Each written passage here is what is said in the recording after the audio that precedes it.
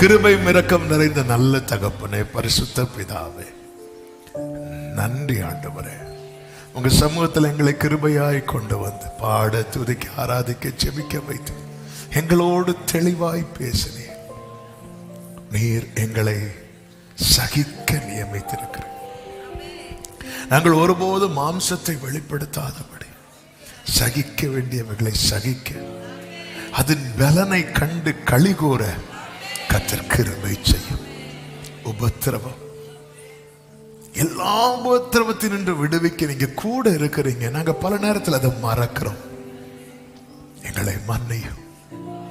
நிந்தை, எங்க மேல எங்களை சுற்றில இருக்கிறவங்க என்னெல்லாம் சொல்லி நிந்திக்கிறாங்களோ அது எல்லாவற்றையும் எங்களுக்கு நன்மையாய் சரி கட்ட போகிறதற்காக ஸ்தோத்திரம் ஆண்டவரே, ஸ்தோத்திரம். கிருபை செய்யும். அபிசாயாய் நாங்கள் எங்க மாம்சத்தை வெளிப்படுத்தாதபடி எங்களை காத்து கொள்ளும். ஒவ்வொருவரையும் ஆட்கொள்ளும். தேவ சமாதான கிருபை சூழ்ந்து கொள்ளட்டும். எல்லா மகிமைகளும் நமக்கு செலுத்துகிறோம்.